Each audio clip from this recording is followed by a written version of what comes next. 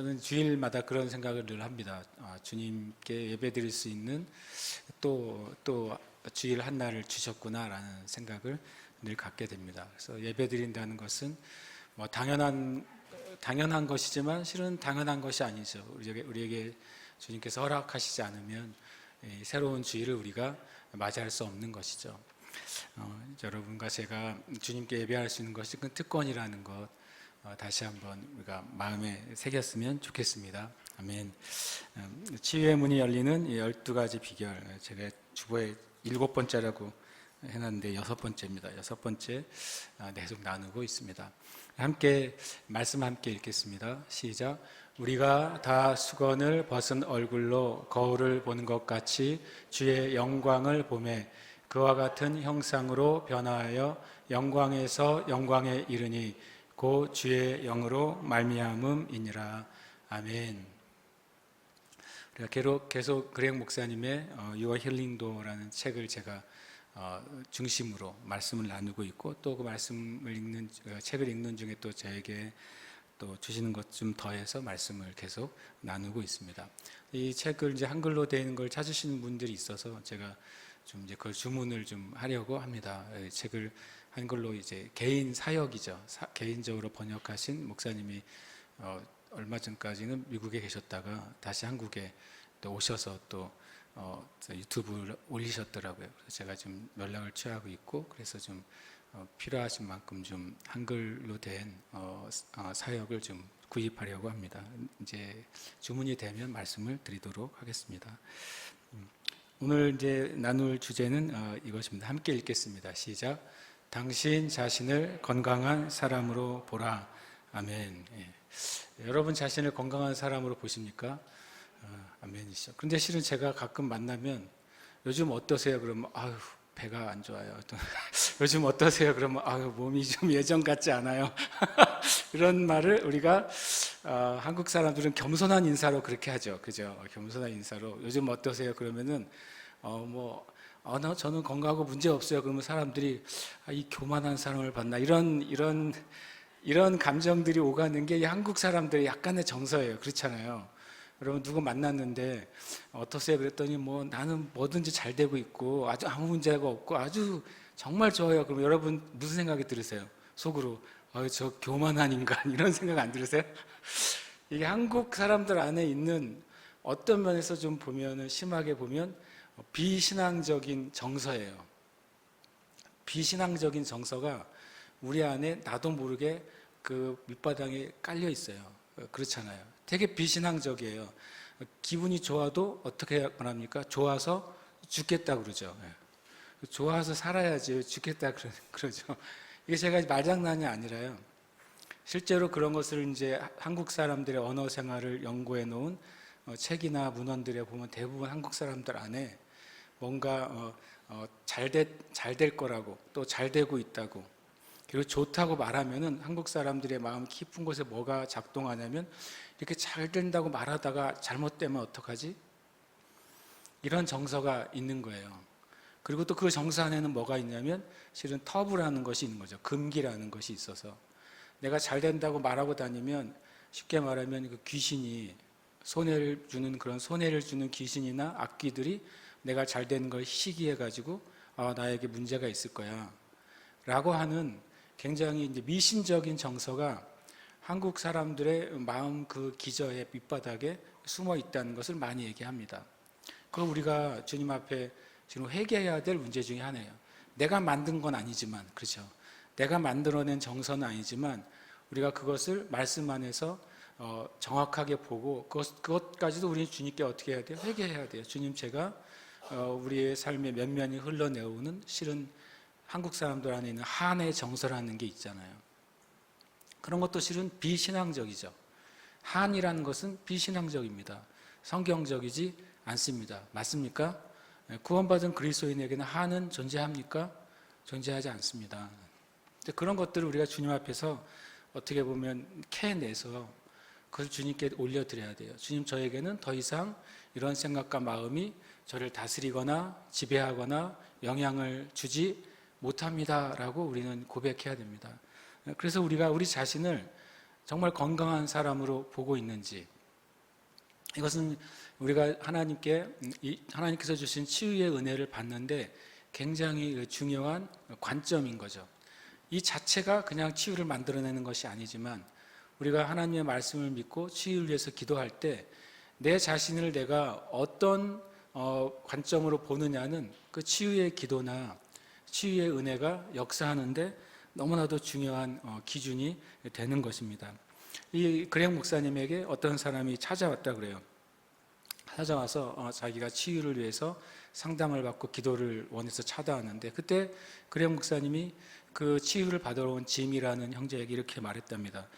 짐 형제님, 당신의 몸 상태를 볼 때 당신이 가지고 있는 기본적인 감정이 뭡니까? 라고 물은 거예요. 그게 내 몸의 상태에 대해서 희망적입니까? 아니면 두려움입니까? 라고 물어보는 거죠. 그랬더니 그 짐이라는 형제가 자기가 실은 얼마 전에 의사로부터 종합검진을 받고 어떤 부분에 문제가 있다는 진단을 받았다는 거예요. 그리고 거기다 더해서 그 진단을 받았어요. 내 몸의 어떤 부분에 문제가 있다고. 그랬더니 그 순간 마음에 두려움이 자기에게 찾아왔다고 고백을 했습니다. 그 말은 뭐냐면, 그러면서 그 짐이라는 형제가 나와 같은 그 진단을 받았던 친척들이 여러 명이 있었고 2명이나 그 진단을 받은 그 질병 때문에 죽었습니다 라고 하는 거예요. 벌써 내 몸에 어떤 부분에 진단이 나왔죠. 진단은 거짓말은 아니잖아요. 사실이잖아요. 그죠? 내 몸에 지금 있는 상태가 있는 거예요. 그런데 그 질병이 계속 더해지고 치유가 되지 않고 그것이 확장돼서 친척 중에 2명이 그 질병 때문에 죽은 거예요. 그런 순간 이 짐이라는 형제 아내는 자기 몸의 상태를 생각할 때 지금 아직 죽지 않았는데 마음의 상태가 어떻겠어요? 두려움이 찾아오기 시작한 거죠. 그 다음에 또 이렇게 질문했다는 거예요. 그렉 목사님이, 그렇다면 지금 당신의 마음에 마치 그것이 도화지라면 당신의 이 건강 상태에 대한 그림은 어떤 것입니까? 생명입니까? 죽음입니까? 라고 다시 물어봤어요. 그랬더니 다시 그 짐 형제가 참 저는 두려움 가운데 있고 제 마음에 죽음에 대한 그림이 정직하게 있는 것이 사실이라고 고백을 한 것이죠. 믿음은 현실이나 사실을 도피하는 게 믿음이 아니에요. 현실이나 사실을 오히려, 믿음이란 것은 오히려 더 정확하게 인지하는 것으로부터 믿음이 시작되는 것이죠. 그 상태로부터 이제 이 그렉 목사님이 그 형제에게 형제와 상담을 이어가게 되는 내용을 책에서 제가 읽습니다. 저도 여러분에게 질문을 하고 싶어요. 여러분이 지금 어떤 질병이나 병이 있든 없든 여러분의 건강에 대한 여러분 자신의 그림은 희망적입니까? 아니면 조금 두려움이 있습니까? 우리 젊은 우리 하소들도 생각해 봐야 돼. 내 미래에 대해서 어떤 희망을 가지고 있느냐. 젊은 우리 중고등부청도 맨날 생각하는 게 뭐죠? 내가 키가 얼마나 더 클 것인가? 내가 살이 찔 것인가? 빠질 것인가? 내 얼굴에 있는 주근깨는 사라질 것인가? 더욱 잘할 것인가? 이런 생각하잖아요. 어떤 그림을 가지고 있느냐, 그게 굉장히 중요한 것이죠. 제가 이런 말을 적어서 함께 읽어볼까요? 시작. 당신의 마음에 진리와 다른 그림이 그려지지 않게 하라. 아멘. 예. 의사에게 만약 나쁜 보고를 받은 사람이라면 아마 마음에 나쁜 그림이 그려질 겁니다. 그리고 그것이 계속 내가 그것을 쫓아내지 않는 한 그 그림은 어떻게 되겠어요? 계속 자라나게 될 거예요. 나중에는 어떻게 됩니까? 그 그림이 완전히 내 마음에 새겨지게 될 겁니다. 나쁜 그림이 새겨지면, 일단 사람의 마음에 잘못된 그림이 새겨지면 그것을 지운다는 것은 굉장히 어렵습니다. 그래서 제일 좋은 것은 내 마음에 하나님의 말씀인 진리와 다른 그림이 새겨지는 것, 그려지는 것을 우리는 1차적으로 막아야 되는 것이죠. 요한복음 4장 24절 말씀인데요. 함께 말씀 읽겠습니다. 시작. 하나님은 영이시니 예배하는 자가 영과 진리로 예배할지니라. 아멘. 하나님은 영이시죠. 그래서 하나님은 스피릿이시기 때문에 우리가 영으로만 예배해야 하나님과 교통이 가능한 거예요. 내가 육신으로 열심히 아무리 예배해도 여러분과 제가 1시간 동안 막 붕붕붕 뛰면서 하나님을 찬양해도 내 영 안에서 기뻐하며 몸이 뛰지 않는다면 내가 아무리 뛰어도 그것은 하나님과 교통할 수 있는 수단이 되지 않는 것이죠. 내가 막 엎드려서 눈물을 펑펑 쏟으면서 주님 앞에 예배해도 그것이 내 영으로부터 흘러나온 감격과 기쁨 때문에 흘리는 눈물이 아니라면 그 감정적인 눈물 자체가 하나님과 우리가 만날 수 있는 수단이 될 수는 절대로 없는 것이죠. 결국엔 우리는 우리의 마음의 그 중심, 우리 자신이죠. 우리의 영으로부터 주님께 나아가야 돼요. 내가 영으로부터 나온 감동으로 주님 앞에 눈물을 흘릴 수도 있고, 영으로부터 나온 어떤 감동과 또 그것으로 말미암아 뛰면서 주님을 찬양할 수도 있는 것이죠. 어쨌든 우리가 영으로만 예배할 때 주님과 소통이 가능해요. 그런데 영으로 예배하는 방법이 영과 진리로 예배하라고 말합니다. 하나는 성령 안에서 예배해야 되고, 또 내가 조금 전에 나눈 것처럼 그 영 안에서 예배해야 돼요. 근데 진리로 예배한다는 사실이 굉장히 중요한 거예요. 진리로 예배하는 게 뭡니까? 라고 물어봤을 때 과거입니다. 지금은 아니지만 제가 실수했어요. 그 물어보면 안 되는 질문이에요. 가끔 물어보면 안 되는 질문이 있어요. 대답하기 어려운 걸 물어보면 안 되잖아요. 진리로 예배하는 게 뭐죠? 라고 제가 몇몇 분에게 질문했던 적이 있어요. 그랬더니 굉장히 당황하더라고요. 여러분에게 만약에 질문한다면 여러분이 성경에서 분명히 예수님이 영과 진리로 예배한다 그랬잖아요. 영과 진리로 예배해야 된다고 그랬어요. 하나님은 그런 사람을 찾으신다고 말씀하셨어요. 그러면 만약에 제가 여러분 진리로 예배하고 있습니까? 그러면 아멘이라고 아마 대답할 겁니다. 그럼 다시 두 번째 질문, 진리로 예배한다는 게 무슨 의미죠? 라고 물어보면 여러분이 뭐라고 대답하시겠어요? 진리로 예배한다. 이 말이 되게 쉬우면서도 되게 명확하게 풀어지지 않는 문장 중에 하나예요. 진리로 예배한다. 실은 영어 문장에서는 in true해서 진리 안에서 예배하는 것이죠. 그럼 반대로 진리로 예배하지 않는 건 뭐예요? 진리 밖에서 예배하는 것이죠. 많은 사람들은 진리 밖에서 예배해요. 또 어떤 사람들은 진리 안에서 예배하죠. 첫 번째 진리는 뭡니까? 진리는 뭐냐면 성경의 난하주에 보시면 항상 참이라고 되어 있어요. 참과 거짓할 때 참인 거죠. 이것이 참이 계속 참이려면 어떻게 해야 됩니까? 진리가 되려고 하는 속성은 두 가지예요. 하나는 진리는 변하지 않아야 됩니다. 만약에 이 참이 상황에 따라, 환경에 따라, 시간에 따라 변한다. 그것은 온전한 참이 아니죠. 어떤 순간에만 참이거나 어떤 상황에서만 참인 거예요. 그래서 진리는, 첫 번째 진리의 속성은 절대로 변해서는 안 돼요. 변하는 것은 진리가 아니에요. 어떤 사상이나 이론이 있는데 1000년 동안 사람들이 다 그걸 믿었어요. 근데 1000년 지나서 어떤 새로운 이론이 발견이 돼가지고 그 이론이 바뀌었어요. 그러면 그 전에 있었던 사상은 1000년 동안 진리였던 것처럼 보이지만 영원한 진리는 아닌 거예요. 1000년짜리든 2000년짜리든 10,000년짜리든 언젠가 만약에 변할 수 있는 요소가 있다면 그건 뭐가 아닙니까? 진리가 아니에요.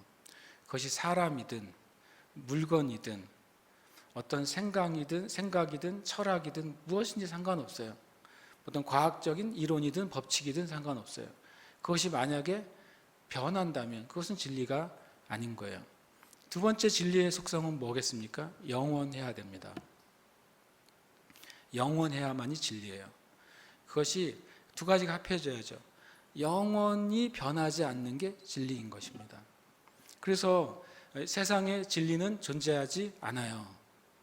왜냐하면 하나님과 예수 그리스도 그리고 그분이 우리에게 주신 말씀 외에는 뭐가 없어요? 진리인 것이 없는 거예요.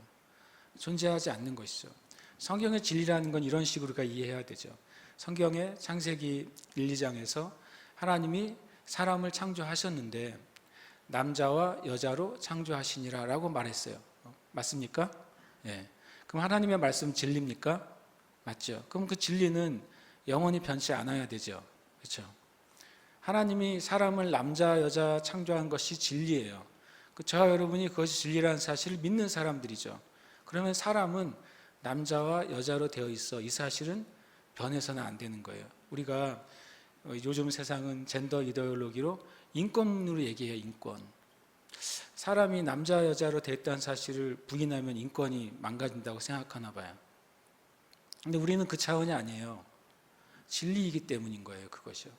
의학적인 소견 때문도 아니에요. 실은 깊이 들어가면. 과학적인 문제도 아니에요. 문화적인 문제도 아니에요. 우리에게 있어서 사람이 남성과 여성으로 존재하고 그 남성과 여성에는 독특한 목적과 특권이 있다는 사실을 말하는 것은 그것이 무엇이기 때문이에요? 진리이기 때문인 거예요. 그래서 교회가 지켜내야 되는 것은 문화적인 옳고 그름이 아니에요. 교회가 지켜내야 되는 것은 정치적인 옳고 그름이 아닙니다. 교회가 지켜내야 되는 것은 진리인 영원하고 변치 않는 성경의 말씀이 옳다는 것을 지키는 게 교회에 해야 될 일인 거예요. 근데 마귀는 그것을 많이 다른 것과 섞어서 교회에게 요구하죠. 세상이 바뀌었고 심지어는 신학도 바뀌었고 성경을 해석하는 것도 바뀌었다고 우리에게 계속 말하는 거예요. 그러나 우리는 무엇을 믿는 사람들입니까? 하나님과 하나님의 말씀이 영원히 변치 않는 진리라는 사실을 믿는 거예요. 근데 예배할 때 이거를 적용해야 되는 거죠. 내가 오늘 예배하러 나오는데 오늘 몸이 엄청 컨디션이 안 좋아요. 그러면 컨디션이 안 좋은 예배를 드려야 되나요?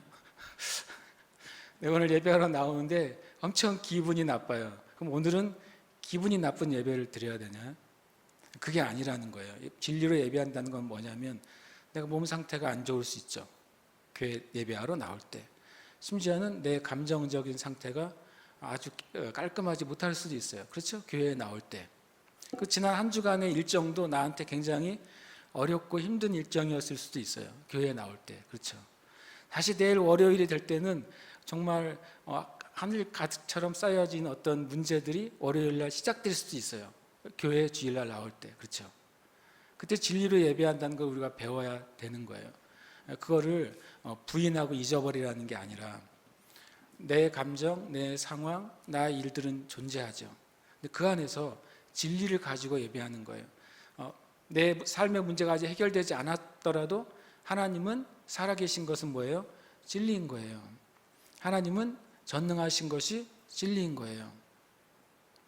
그리고 내가 한 주 동안 참 신앙생활을 엉망진창으로 해서 내가 하나님 앞에 나오는 게 우리나라 말로 하면 면이 안 서요. 하나님 앞에 참 죄송해요. 이런 상태에 나올 수도 있잖아요. 그렇죠? 그렇더라도 우리가 진리로 예배한다는 건 뭡니까? 우리가 예수 그리스도의 보혈을 의지해서 누구 앞에 담대히 나아갈 수 있어요? 하나님의 보좌 앞에 담대히 나아갈 수 있다고 어디에 기록되어 있습니까? 성경에 기록되어 있죠. 성경은 뭐라고요? 진리예요.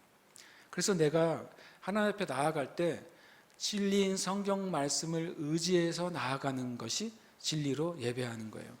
하나님 그런 사람을 찾으신다는 거예요. 왜 찾으실까요? 많지 않으니까. 심지어 어떤 사람은 나의 어떤 문제 때문에 교회를 못 가요. 예배를 못 가죠. 왜냐하면 내가 어떻게 이런 상황으로 예배를 드릴 수 있겠어? 라고 말하는 것입니다. 그분은 교회를 못 올 뿐만 아니라 뭘 실패한 것입니까? 진리 안에서 예배하는 걸 이미 실패한 거예요. 내가 최악일 때도 나는 하나님 앞에 갈 거야 라고 우리는 마음에 결정을 해야 돼요. 왜냐하면 우리는 뭐 할 수 있기 때문에요? 영과 진리로 예배할 수 있는 존재들이기 때문에 그렇습니다. 우리의 육신이 엉망이어도 우리는 주님께 예배할 수 있어요. 왜냐하면 예배는 육신이 아니라 영과 진리 안에서 예배하는 것이기 때문에 그래요. 이것은 치유에도 똑같이 적용이 되는 거예요. 내가 내 자신을 진리와 다른 그림을 가지고 있을 때 우리는 하나님의 치유가 우리에게 적용되지 않는다는 사실을 알아야 돼요. 치유에 대해서, 우리의 육체에 대해서, 우리의 몸에 대해서 성경에 말씀하시는 그림을 내가 가지고 있을 때 그때 우리는 하나님의 치유에 접근하게 되고 치유를 얻게 되는 것입니다. 한번 읽어볼까요? 시작. 우리는 항상 그림을 그리며 살아간다. 기준이 없으면 날마다 그림이 바뀐다. 기준이 있으면 바른 그림을 완성할 수 있다. 그것은 되게 중요한 메시지죠. 우리는 항상 그림을 그립니다. 뭔가 이야기를 들을 때 우리는 마음에 그림을 그리는 거예요. 어떤 정보를 내가 얻을 때마다 내 마음에 그림을 그려요. 그것이 다른 사람에 대한 그림도 있겠지만, 세상에 대한 그림도 있겠지만, 우리 자신에 대한 그림을 계속 그리는 것이죠. 그리고 그것이 만약 내 마음 안에 어떤 기준이 존재하지 않으면 그림이 맨날 바뀌는 거예요. 실제 캔버스에 그림을 그릴 때 어떤 기준이라는 게 있잖아요. 구도라는 게 있잖아요. 구도를 먼저 생각하고 그림을 그리는데, 오늘 생각한 그림의 구도하고 내일 또 그 구도를 바꾸면 어떻게 됩니까? 모든 그림이 다 바뀌어지는 것이죠. 그때마다 우리는 계속 혼란스러워지는 거예요. 그래서 기준이 있을 때에만 결국에는 그림을 완성할 수가 있어요. 우리가 처음 어떤 진단을 들었을 때, 특히 의학적인 진단을 들었을 때 우리는 그림을 그려요. 아, 이제 큰일 났구나. 이제 이러이러한 그 결과를 우리가 미리 생각하죠. 아직 치료가 진행되지도 않았고 수술이 시작되지도 않았는데, 많은 환자들의 가족 안에는 뭐가 이미 생겨져 있습니까? 그 문제에 대해서 최악의 그림을 항상 갖는 거예요.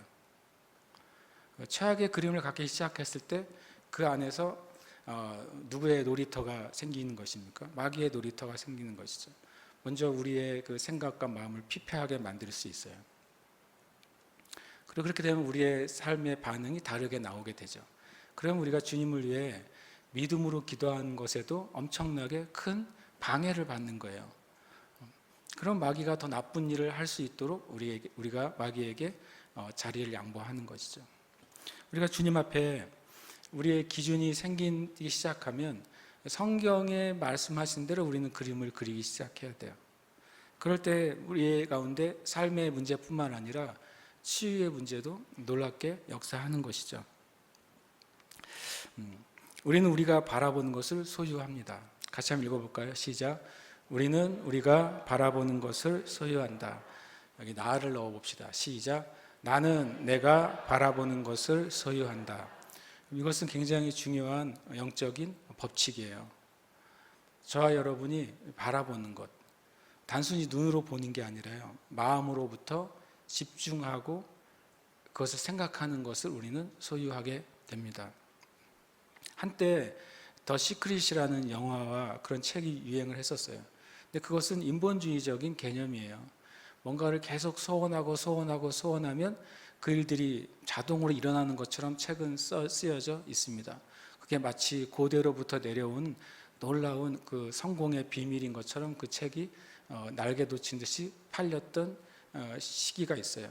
그랬더니 어떤 이제 목사님이, 야, 이거는 이렇게 내버려 두면 예수 믿는 사람까지도 그런 방식의 삶, 뭔가를 그냥 내 마음에 바라보고 이미지를 만들면 자동으로 되는 것, 그것을 믿음으로 착각할까봐 그리스도인의 시크릿이라는 책을 또 쓰셨어요.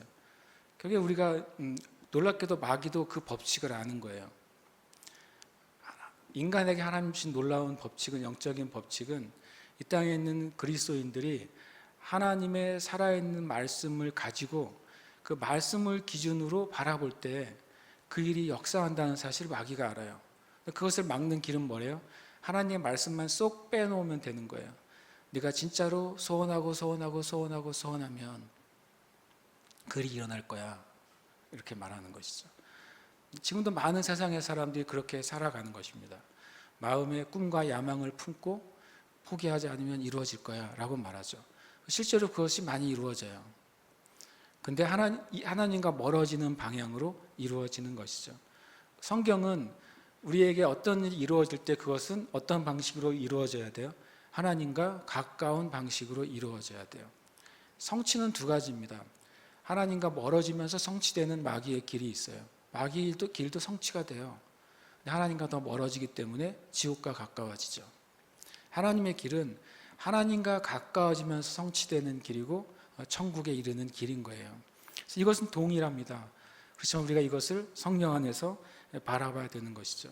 그 의사가 저에게 사모님의 상태에 대해서 얘기할 때 제가 머릿속에, 큰일 났다, 모든 기관들을 다 적출해내야 되는구나, 인생이 굉장히 힘들어지겠는걸 이라고 제가 그림을 그렸으면 마귀는 더 나쁜 일을 하고도 남음이 있었을 거예요. 근데 제가 거기서 반응을 안 했어요. 왜냐하면 이것은 나에 속한 일이 아니잖아요. 하나님께 속한 일이었고, 그래서 저는 그 말에 반응하지 않고 그냥 주님의 은혜를 구했을 뿐이죠. 결과는 굉장히 완전히 다른 산부인과에서 과가 옮겨지는, 수술 중에 갑자기 의사 선생님이 바뀌는 그런 일이 벌어진 것이죠. 우리가 바라는 것을 우리는 소유하게 되어 있습니다. 성경에 하나님이 위의 것을 바라보라는 말씀을 하세요. 또 하나님이 예수님을 바라보라고 하는 말씀을 하십니다. 왜 하나님이 위의 것과 예수님을 바라보라고 하셨을까요? 이 말씀을 좀 보면 되겠죠. 골로새서 3장 1절에 그러므로 너희가 그리스도와 함께 다시 살리심을 받았으면 위의 것을 찾으라. 위의 두 줄은 누구에 대한 이야기입니까? 바로 거듭난 그리스도인에 대한 이야기죠. 너희가, 여러분이, 제가 그리스도와 함께 다시 살리심을 받았으면 그것이 거듭난 거예요. 저 여러분 거듭나셨습니까? 아멘. 그러면 이제 우리는 당연히 해야 될 것이 한 가지 있어요. 내가 예수 믿고 거듭나서 구원받은 그리스도인이 됐다면 우리의 삶은 밑에 있는 한국말로는 세 단어로 우리의 삶을 살아야 돼요. 언제까지요? 주님 오시는 날까지. 딱 이 단어로만 우리는 살아야만 되는 것이죠. 위의 것을 찾는 삶으로 살아야 되는 것입니다. 거기에 밑에 이렇게 되어 있습니다. 거기는, 말씀을 계속해서 기록하면 위의 것을 찾으라. 거기는 그리스도께서 하나님 우편에 앉아 계시느니라. 또 2절은 이렇게 이어집니다. 위의 것을 생각하고 땅의 것을 생각하지 말라라고 말하고 있습니다. 위의 것이 바로 뭐예요? 예수님이 부활하셔서 승천하시고 하나님의 보좌 우편에 앉아 계시는 그 그림이에요. 그게 위의 것입니다. 여러분, 우리가 이 그림을 먼저 가지고 있어야 돼요. 첫 번째 우리의 인생의 그림은 예수님이 실제로 죽으셨고, 실제로 부활하셨고, 실제로 승천하셨고, 실제로 하나님 우편에 앉아 계시지. 그림으로 잘 그리든 못 그리든 여러분 마음 안에 그 그림이 있으시길 축복합니다. 그래서 그것을 계속 바라보는 거예요. 예수님이 죽으시고 부활하시고 승천하셔서 하나님의 보좌 우편, 하나님의 권능과 권세의 자리에 앉아 계신다. 그걸 계속 바라보는 것이 중요하다고 하나님은 말씀하시는 거죠. 왜 예수님이 죽으시고 부활하시고 승천하셔서 하나님의 보좌 우편에 계신 것을 바라보는 것이 왜 중요할까요? 히브리서 12장 2절은 이렇게 말씀하십니다. 믿음의 주요 또 온전하게 하시는 이인 예수를 바라보자. 예수님 지금 어디에 계시다고요? 하나님 보좌 우편에 계시죠. 그분을 계속 본다는 것은 뭐냐면 그분이 믿음의 주인이시기 때문에 그래요. 주라는 표현은 성경에서 주는 창조자라는 뜻이에요. 그것을 만든 사람이 주인이에요. 그러니까 믿음이란 것을 만들어낸 분이 누구예요? 예수님이라는 거예요. 그리고 온전케 하신 거냐면 믿음을 완성하신 분이 누구예요? 예수님이라는 거예요. 그러니까 제가 예수님을 바라볼 때 하나님의 보좌 우편에 앉아 계신 예수님을 바라본다고 하는 것은 모든 종류의 믿음을 창조하시고 그것을 완성하신 분이신 예수님을 바라보는 거예요. 내가 치유에 대해서 예수님을 바라본다는 게 무슨 의미예요? 치유에 대한 믿음을 창조하시고 치유를 완성하신 분이 예수님이시기 때문에 나는 치유를 위해서 기도할 때 예수님을 바라보는 거예요. 내 삶의 문제와 막혀있는 일들, 그 일들이 해결되기를 내가 원해서 주님께 기도할 때 우리는 그 문제에 대해서 예수님을 바라보라고 말하는 거예요. 그 모든 문제에 대한 믿음을 창조하신 분이 예수님이시고 그 문제에 대한 결론과 해결을 가지고 계신 분이 예수님이시기 때문에 네가 구원받은 백성이라면, 구원받은 그리스도인이라면 당연히 모든 삶의 문제에 대해서 그것의 시작과 완성을 하신 예수님을 보는 것이 지극히 당연한 그리스도인의 삶이라는 거예요. 만약에 그리스도인들이 그 예수님을 바라보지 않고 다른 것, 땅에 속한 것을 바라보기 시작하면 실패하게 되는 것입니다. 내가 고백하고 있는 믿음의 부분은 실패하게 되는 거예요. 마치 우리나라도 이제 인공위성을 쐈잖아요. 실패한다는 게 뭡니까? 올라가다가 떨어지는 거죠. 끝까지 그 원래 계획했던 그 고도까지 올라가지 못하고 중간에 떨어지는 것은 실패하는 거잖아요.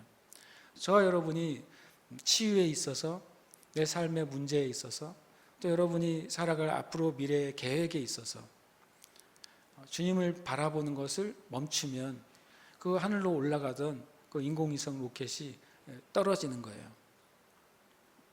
근데 우리가 계속 바라보고 있으면 예수님이 이 문제에 대해서 해결하신 분이야 라고 하는 걸 계속 바라보고 그 믿음 안에서 고백하고 기도할 때 그것은 끝까지 도달하게 되는 것입니다.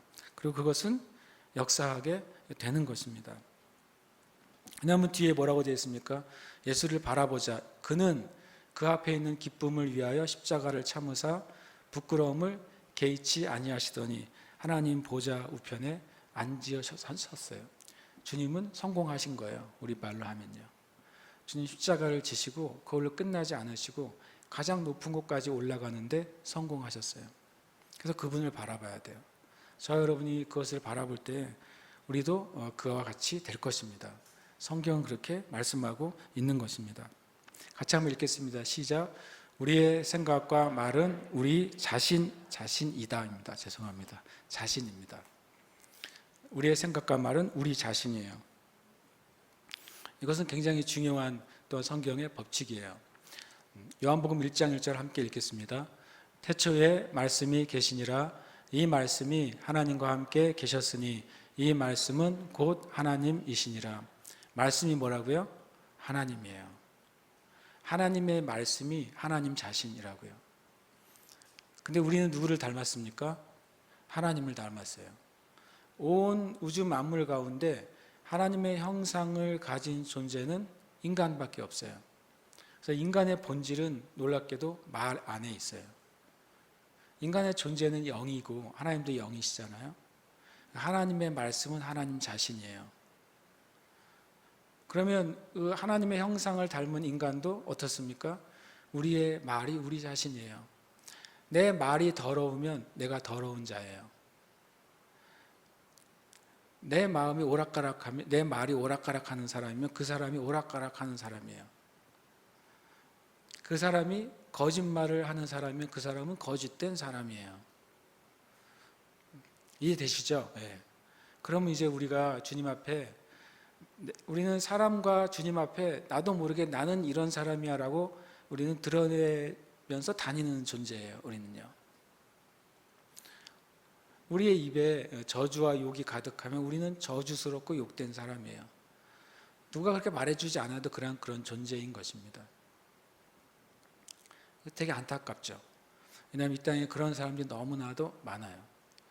저는 지나가다가 어떤 아이가 정말 찰지게 욕을 하더라고요. 와, 굉장히 걔가 인생을 많이 쓴맛을 많이 봤네. 이렇게 욕이 찰지지 생각했어요.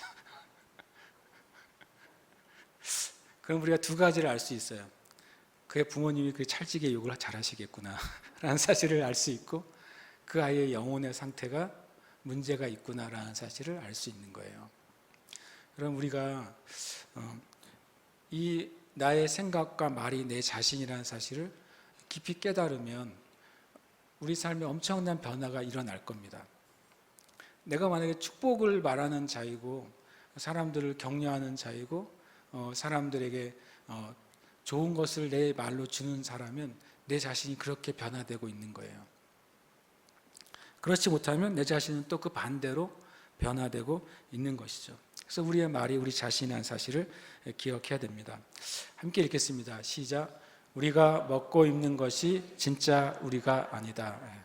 저와 여러분이 먹고 입는 것이 진짜 내가 아니에요. 요즘은요, 명품 옷을 입으면 자기가 명품 인간이 된다고 생각하게 만드는 세상이에요. 맞죠? 요즘은 맛있는 음식, 좋은 음식을 먹으면 자기가 그렇게 좋은 존재라고 생각하게 만드는 세상이에요. 그래서 계속 끊임없이 우리가 보고 듣는 모든 것이 넌 이것을 입어라, 이것을 먹어라, 이것을 취해라 이렇게 말하고 있는 것이죠. 그 사람의 본질은 거의 지옥의 가장 깊은 곳에 있는데 몸은 슈퍼카를 타고 다녀요. 그 사람이 슈퍼맨입니까? 아니죠. 지옥의 사람일 뿐인 거예요.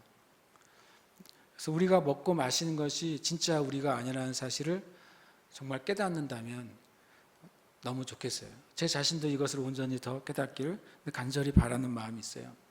고린도전서 9장 27절 같이 함께 읽겠습니다. 시작. 내가 내 몸을 쳐 복종하게 함은 내가 남에게 전파한 후에 자신이 도리어 버림을 당할까 두려워함이로다. 아멘. 요 앞에 있는 세 단어를 주심히 살펴보세요. 내가 내 몸을 친다고 말했어요. 내 몸이 내가 아니에요. 그렇죠? 이해되십니까? 내 자신이 나의 몸을 쳐서 복종하게 한대요. 몸은 진짜 우리가 아니에요. 이 말을 우리가 잘 이해해야 돼요. 여기서 나는 누굽니까? 내 몸을 쳐서 복종하는 나는 뭐예요? 내 자신이죠. 나의 영이에요. 그래서 성경은 뭐라고 말씀하시냐면 진짜 우리 자신은 마음에 숨은 사람이라고 성경은 가르쳐 줍니다. 얼마나 많이 우리가 모르니까 진짜 내 자신은 거울로 보이는 내가 아니에요. 거울로 보는 내가 정말 나라고 생각하는 사람은 거울로 보여지는 그 나의 모든 것을 투자하는 거예요. 거울로 보여진 내가 엉망이 돼서도 안 되겠죠. 그러나 그 거울로 보고 있는 그 존재에 그 형태의 나의 모든 시간과 나의 모든 돈과 나의 모든 에너지와 나의 모든 미래를 건다면 여러분은 껍데기로 살아가는 거예요. 여러분이 만약 모든 것에 다 시간과 돈과 에너지를 다 투자한 어떤 것이 있는데 그것이 만약 오늘 지난다고 사라지면 어떻게 되겠어요? 나의 시간과 에너지와 모든 투자한 것이 사라지는 것이죠. 만약에 저와 여러분이 무엇인가를 대가를 지불했는데 그것이 사라지지 않고 영원하다는 것이 있다면 둘 중에 무엇에 투자를 하겠어요? 두 가지가 있는데 하나는 시간이 지나면 사라지는 거예요. 어떤 것은 영원히 사라지잖아요. 그럼 거기에다가 어디에다가 여러분의 시간을 투자하겠어요? 어떤 것은 시간이 지나면 사라지고 어떤 것은 영원히 사라지지 않는데 어디에다가 여러분의 에너지를 투자하겠어요? 그런데 대부분의 사람이 이 땅에 살아가는 대부분의 많은 사람이 곧 사라질 것에 시간과 에너지와 돈과 미래를 걸어요. 그리고 소수의 사람만이 영원히 사라지지 않는 것에 시간과 에너지와 돈과 미래를 겁니다. 이것은 그냥 현실이에요. 저와 여러분도 둘 중에 한 명이에요. 둘 중에 한 사람이에요. 물론 비율로 얘기할 수도 있어요. 나는 눈에 겉으로 보여지는 것에 50%, 보이지 않는 것에 50%를 투자해요 라고 말할 수도 있어요. 그건 여러분이 하나님 앞에서 살펴볼 일이겠죠. 베드로후서 3장 4절은 진짜 내가 누구인지를 이렇게 말씀하고 있어요. 오직 마음에 숨은 사람을 온유하고 안정한 심령에 썩지 아니할 것을 하라. 이는 하나님 앞에 값진 것이니라. 하라라고 하는 말이 뭐냐면 바로 3절에 뭐라고 말하고 있냐면 너희의 단장은 너희 머리를 꾸미고 금을 차고 아름다운 옷을 입는 외모로 하지 말고 마음에 숨은 사람을 단장하는 것을 하라는 거예요. 물론 이 말은 옷을 지저분하게 입고 다니라는 말이 아니죠. 단정하게 입지 말라는 의미가 아니에요. 우리가 단정하게 입고 그리고 당연히 우리 자신이 바른 상태로 되게 하는 것이 정말 필요하죠. 건전한 상태로 살아가는 게 필요하죠. 아름답고 보기 좋게 하는 것은 필요하죠. 그런데 진짜 단장, 진짜 나의 에너지와 내 시간과 삶을 투자해야 될 단장은 어디에다 해야 된다고요? 마음에 숨은 사람, 마음에 숨어있는 사람은 바로 우리의 영이에요. 우리가 영의 존재이기 때문에 그렇습니다. 여러분 영의 존재를 위해 무슨 일을 하십니까? 저도 물론 이 거울에 보이는 제 모습을 위해서 기본적으로 하는 것들이 있어요. 뭐 하루에 턱걸이 몇 개는 합니다. 하루에 뭐 푸시업 몇 개는 합니다. 그냥 제 기본이 그냥 문제가 없이 살아가게 하기 위해서 기본적인 운동을 하는 거죠. 그러나 정말 중요한 것은 내 마음에 숨은 사람을 위해서 내가 하나님 앞에 말씀을 먹느냐 하는 거예요. 내 마음에 숨은 사람이 굶고 지치고 죽어가고 있는데 내가 매일매일 내 삶이 먹방이 돼서는 안 되잖아요. 내가 주님 앞에 기도하고 묵상하는 시간, 내 마음에 숨은 사람이 하나님과 연결되고 하나님으로부터 힘과 능력과 에너지를 받는데 내 시간을 투자하느냐 그거예요. 그렇지 않다면 저와 여러분은 진짜 나를 위해서는 투자하지 않는 거예요. 진짜 나의 건강을 위해서는 신경을 쓰지 않는 거예요. 많은 그리스도인들조차도 마음에 숨은 사람이 내 자신의 진짜 나라는 사실을 100% 인식하지 않고 살아가는 것이죠. 정말 이거는 말을 잘 해야 되겠지만, 제가 어느 이제 카톡에 보면 원치 않게 수많은 사람들의 카톡이 뜨잖아요. 그분은 사역자세요. 사역자라고 제가 알고 있는데, 카톡에 이제 그림이 뜨는 너무 신기해서 봤어요. 내가 보여주니까 보는 거 아니에요? 그런데 분명히 그분은 사역자예요. 내가 알기로는요. 그랬는데 그 카톡에 있는 그림들이 다 뭐냐면 다 이제 뭐라고 표현하죠? 그 바디샷이라고 해야 되나요? 바디 프로필이라고 하죠. 저는 참 좀 마음이 안타까웠어요. 그분의 그 올린 사진에는 분명히 사역자이신데 이렇게 PT를 통해서 다져진 몸들을 계속 보여주는 게 그분의 그 카톡 사진의 전부인 것이고, 마지막엔 또 제가 깜짝 놀래가지고 덮어버렸어요. 사모님과 두 분의 바디 프로필까지도 여러 장 찍어가지고, 바디 프로필 어떻게 찍는지 아시죠? 예. 최소한의 옷만 걸치고 내 몸이 얼마나 아름다운지 보여주잖아요. 제가 굉장히 마음이 아팠어요. 정직하게. 그 운동하는 게 마음이 아픈 게 아니라, 이분이 분명히 사역자이신데 이분의 시간과 에너지와 돈을 여기에 드리고 있는 거예요. 그게 참 안타까운 것이죠. 많은 그리스도인들이, 저와 같은 목회자도 잘못하면 내 자신은 진짜 나는 마음에 숨은 사람이라는 사실을 잊고 살게 되는 것이죠. 그것을 위해서, 그것을 목적으로 살아가는 거예요. 이것에서 벗어나지 않으면요, 진짜 경건, 진짜 하나님의 권능은 임할 수가 없어요.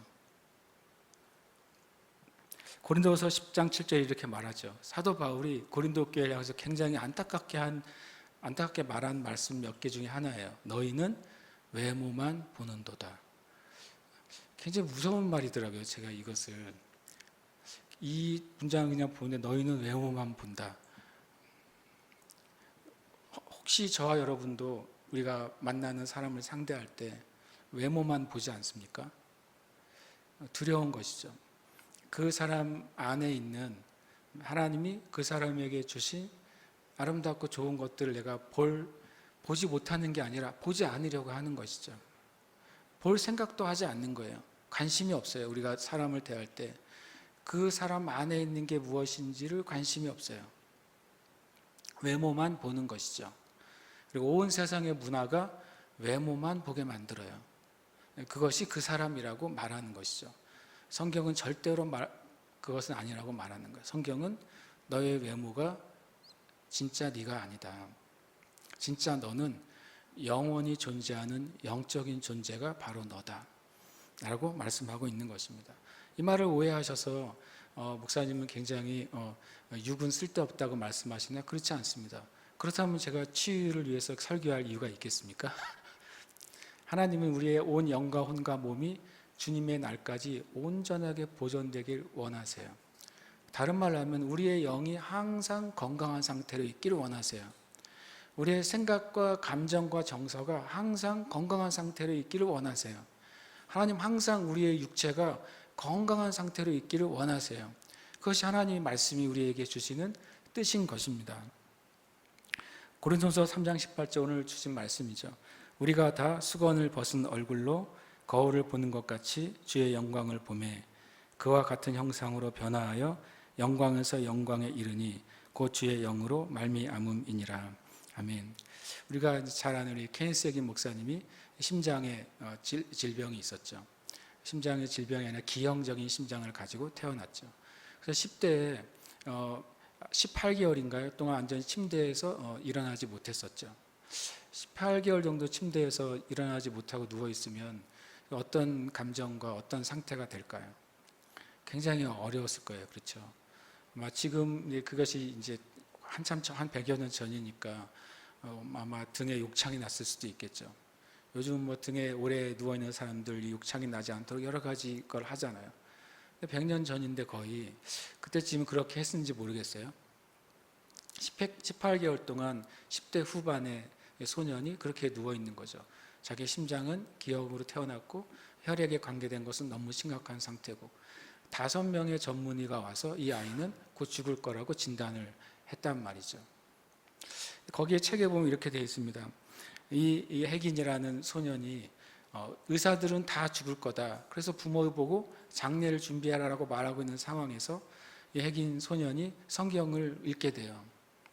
성경에 보면 네가 마음에 의심하지 않고 믿음으로 말할 때 그것이 그렇게 될 것이라고 끼어져 있는 것을 읽게 되죠.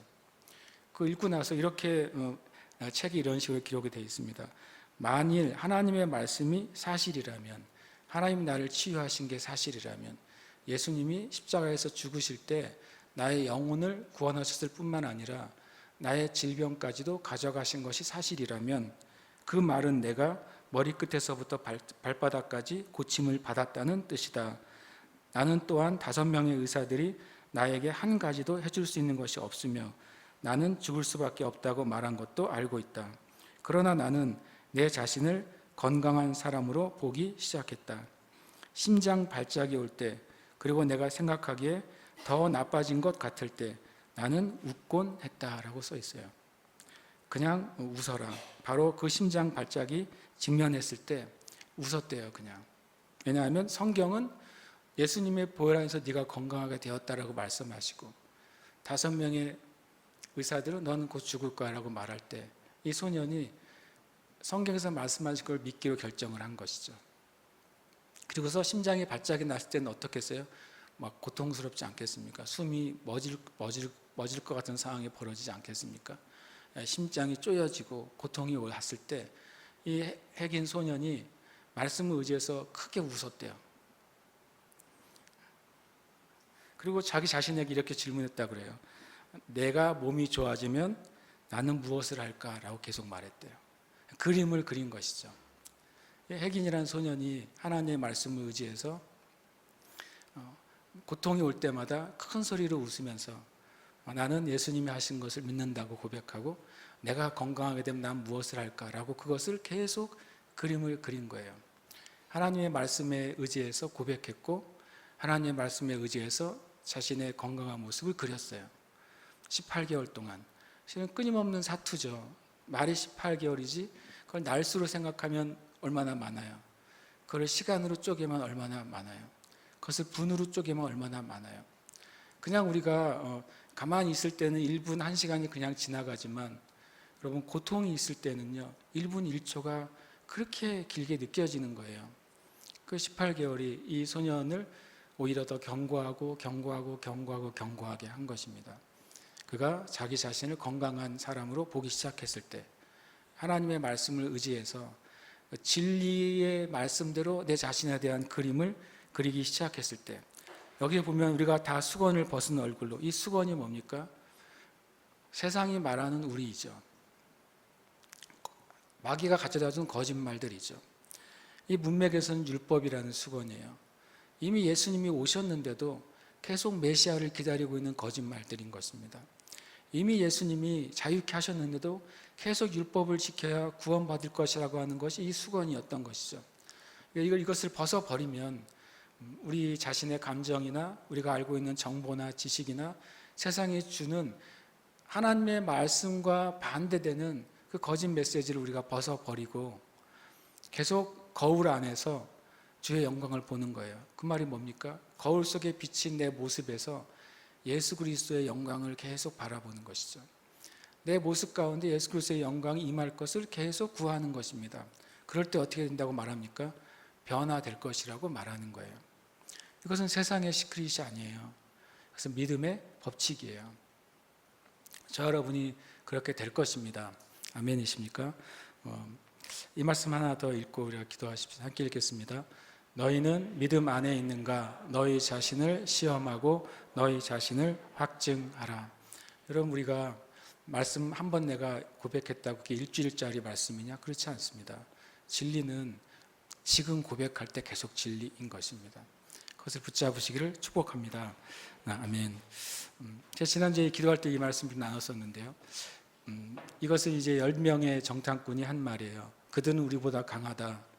그들의 스스로 보기에도 우리는 메뚜기 같다라고 그들이 자신에 대한 그림을 완성해 버렸어요. 그래서 그들은 멸망했고 가나안에 못 들어갔어요.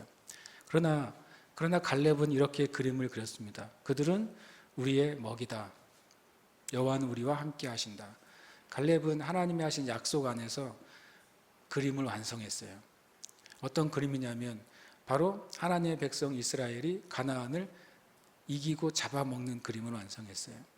그는 우리가 갈 때 하나님이 함께 하시는 그림을 그가 완성했어요. 그래서 갈렙은 전체 이스라엘 백성 가운데 가나안 땅에 들어갔던 그 세대 가운데 가나안 땅에 들어갔던 2명 중에 1명이 되었던 거예요. 우리 함께 말씀 읽겠습니다. 시작. 우리가 다 수건을 벗은 얼굴로 거울을 보는 것 같이 주의 영광을 보매 그와 같은 형상으로 변화하여 영광에서 영광에 이르니 곧 주의 영으로 말미암음이니라. 아멘. 여기에 우리 이름을 넣어서 함께 읽겠습니다. 시작. 고운령이 다 수건을 벗은 얼굴로 거울을 보는 것 같이 주의 영광을 보매 그와 같은 형상으로 변화하여 영광에서 영광에 이르니 곧 주의 영으로 말미암음이니라. 아멘. 고백해야 되겠죠. 고백하겠습니다. 내가 예수님을 바라볼 때 모든 거짓과 속임이 제거된다. 아멘. 고백합니다. 나는 거울을 보는 것처럼 내 안에 계신 예수님의 영광을 바라본다. 아멘. 고백합니다. 나는 예수 그리스도와 진리의 말씀을 바라보는 대로 변화한다. 아멘.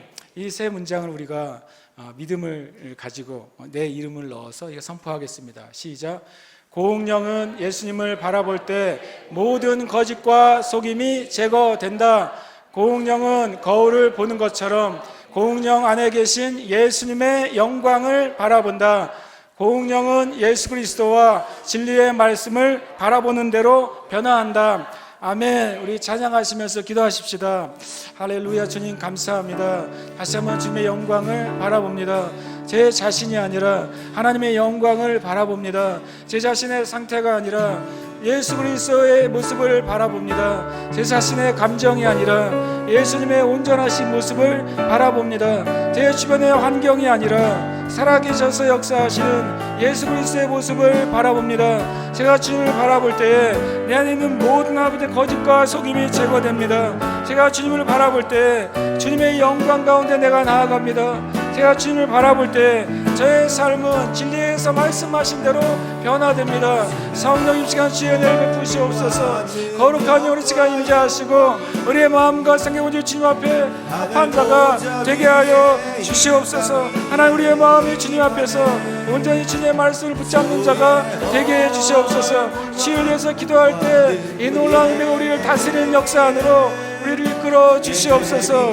할렐루야. 주님 한 번 더 기도하실 때 여러분 육체의 질병과 또 아픔이 있는 분들은 이 질병과 아픔을 가지고 주님 앞에 나아가십시오. 주님, 제가 이 질병과 아픔을 가지고 바로 살아계신 예수 그리스도, 죽음 가운데 이기신 예수 그리스도 앞에 갑니다. 죽음을 이기고 승리하신 예수님을 바라봅니다. 그러므로 나의 질병과 아픔은 변화될 것입니다. 이 질병과 아픔은 사라졌습니다. 질병과 아픔은 치유됩니다. 여러분 주님 앞에 이 말씀을 가지고 여러분의 고통이나 질병이나 아픔을 가지고 연약함을 가지고 나아가시면서 한 번 더 기도하겠습니다. 할렐루야. 주님 감사합니다. 시간 주님 앞에 나아갑니다. 주님의 은혜를 바라봅니다. 하나님, 우리가 주님 앞에 나아갈 때 우리가 영광에서 영광으로, 치유에서 치유로, 강건함에서 강건함으로 나아갑니다. 모든 연약함은 떠나가며 모든 고통은 떠나가며 모든 아픔은 떠나갑니다. 주님께 감사와 찬양 올려드립니다. 주님, 이 시간 주님을 찬양합니다. 영광의 주님을 찬양합니다. 영광의 주님을 찬양합니다. 영광의 주님을 찬양합니다. 할렐루야. 아멘. 아멘. 할렐루야. 바라보다 바라라 바라바라바라바라바라 오라갈랄로 샤라라바라바라바스. 주님 감사합니다. 주님을 찬양합니다.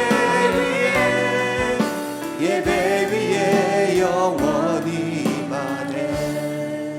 주님 감사합니다. 예수 그리스도의 은혜가 우리를 죄로부터 해방하셨습니다. 예수 그리스도의 은혜가 우리를 질병과 고통으로부터 해방하셨습니다. 그래서 우리는 그 예수님을 바라봅니다. 그 주 예수님께 우리의 마음의 생각을 집중합니다. 아멘. 이 시간 살아계신 예수 그리스도의 이름으로 사랑하는 형제 자매들의 피부에 있는 모든 질병과 고통과 연약함이 치유될지어다. 예수님의 이름으로 피부에 있는 모든 질병이 나음을 입을지어다. 아멘. 주님 감사합니다. 우리 말씀하신 대로 치유하시고 회복하신 것을 인하여 감사드립니다. 살아계신 예수님의 이름으로 기도합니다. 아멘.